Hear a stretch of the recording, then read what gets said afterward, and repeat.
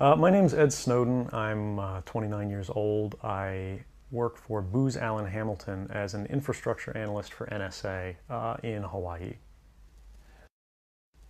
What are some of the positions that you held previously within the intelligence community? I've been a systems engineer, systems administrator, senior advisor for the Central Intelligence Agency, solutions consultant, and a telecommunications information systems officer. One of the things people are going to be most interested in trying to understand who you are and what you're thinking is there came some point in time when you crossed this line of thinking about being a whistleblower to making the choice to actually become a whistleblower. Walk people through that decision-making process. When you're in positions of privileged access, like a systems administrator for these sort of intelligence community agencies, you're exposed to a lot more information on a broader scale than the average employee. And because of that, you see things that may be disturbing, but over the course of a normal person's career, you'd only see one or two of these instances. When you see everything, you see them on a more frequent basis.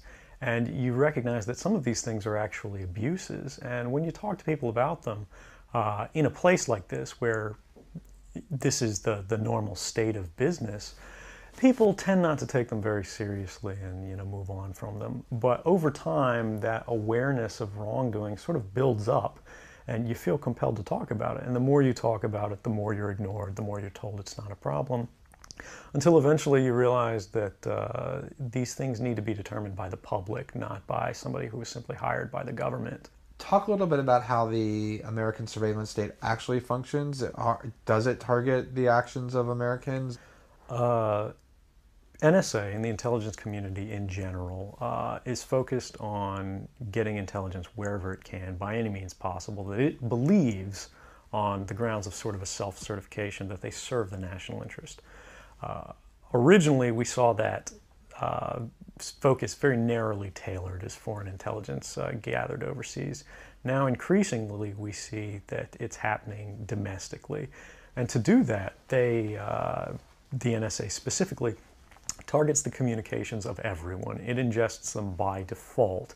It collects them in its system, and it filters them, and it analyzes them, and it measures them, and it stores them for periods of time, simply because that's the easiest, most efficient, and most valuable way to achieve these ends.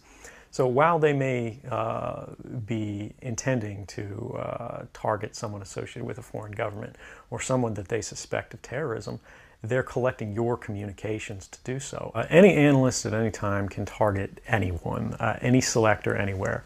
Where those communications will be picked up depends on the range of the sensor networks and the authorities that that analyst is empowered with. Not all analysts have the ability to target everything, but I, sitting at my desk, certainly have the authorities to wiretap anyone, from you or your accountant to a federal judge to even the president if I had a personal email. One of the extraordinary parts about this episode is that usually whistleblowers do what they do anonymously and take steps to remain anonymous for as long as they can, which they hope often is forever. You, on the other hand, have decided to do the opposite, which is to declare yourself openly as the person behind these disclosures. Why did you choose to do that? I think that the public is owed an explanation of the motivations behind the people who make these disclosures that are outside of the democratic model. When you are subverting the power of government, that's a fundamentally dangerous thing to democracy. And if you do that in secret consistently, as the government does when it wants to benefit from a secret action that it took, it'll kind of give its officials a mandate to go, hey, tell the press about this thing and that thing, so the public is on our side. But they rarely, if ever, do that when an abuse occurs. That falls to individual citizens, but they're typically maligned. It becomes a thing of these people are against the country, they're against the government. But I'm not. I'm no different from anybody else. I don't have special skills. I'm just another guy who sits there day to day in the office, watches what's happening, and goes, this is something that's not our place to decide. The public needs to decide whether these programs and policies are right or wrong. And I'm willing to go on the record to defend the authenticity of them and say, I didn't change these. I didn't modify the story. This is the truth. This is what's happening. You should decide whether we need to be doing this. Have you given thought to what it is that the U.S. government's response to your conduct is, in terms of what they might say about you, how they might try to depict you, what they might try to do to you? Yeah, I could be, rendered by the CIA. I could have people come after me, or any of their third-party partners. They work closely with a number of other nations. Or they could pay off the triads, or any of their agents or assets. We've got a CIA station just up the road in the consulate here in Hong Kong, and I'm sure they're going to be very busy for the next week. And that's a fear I'll live under for the rest of my life, however long that happens to be. You can't come forward against the world's most powerful intelligence agencies and be completely free from risk, because they're such powerful adversaries that no one can meaningfully oppose them. If they want to get you, they'll get you in time. But at the same time, you have to make a determination about what it is that's important to you. And if living unfreely but comfortably is something you're willing to accept, and I think many of us are, it's the human nature.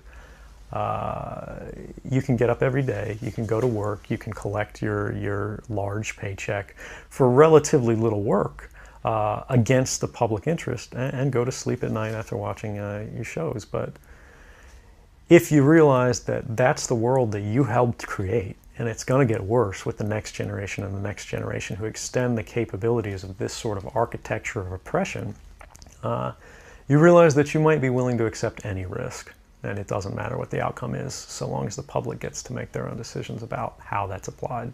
Why should people care about surveillance?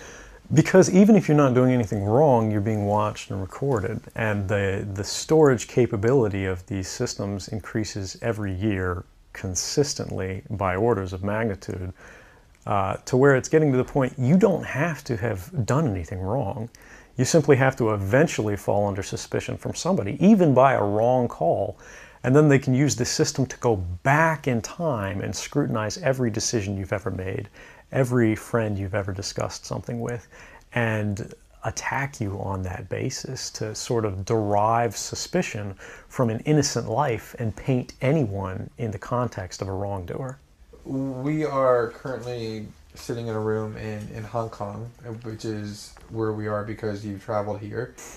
Talk a little bit about why it is that you came here, and specifically there are going to be people who will speculate that what you really intend to do is to defect to the country that many see as the #1 rival of the United States, which is China, and that what you're really doing is essentially seeking to aid an enemy of the United States with which you intend to seek asylum. Can you talk a little bit about that? Sure. So there's a couple assertions in those arguments that are sort of embedded in the questioning of the choice of Hong Kong. The first is that China is an enemy of the United States. It's not. I mean, there are conflicts between the United States government and the Chinese PRC government, but the peoples inherently, we don't care. We trade with each other freely. We're not at war. We're not in armed conflict, and we're not trying to be. We're the largest trading partners out there for each other.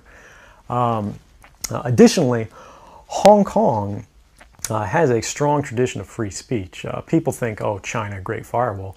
Mainland China does have significant restrictions on free speech, but the people of Hong Kong have a long tradition of protesting in the streets, of making their views known. The internet is not filtered here, no more so than any other Western government. And I believe that the Hong Kong government is actually independent in relation to a lot of other leading Western governments.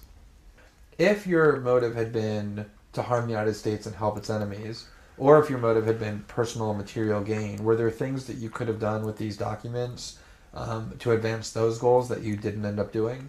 Oh, absolutely. I mean, anybody in the positions of access with the technical capabilities that I had could, suck out secrets, pass them on the open market to Russia. They always have an open door, as we do.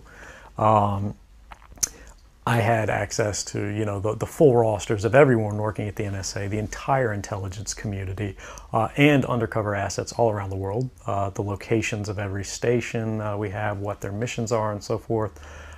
If I had just wanted to harm the U.S., that you could shut down the surveillance system in an afternoon.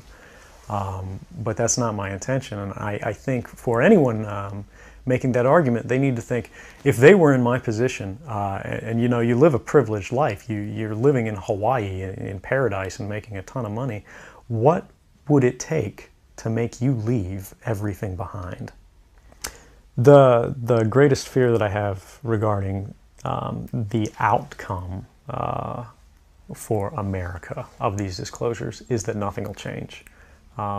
People will see in the media all of these disclosures. They'll know the lengths that the government is going to grant themselves powers unilaterally to create greater control over American society and global society.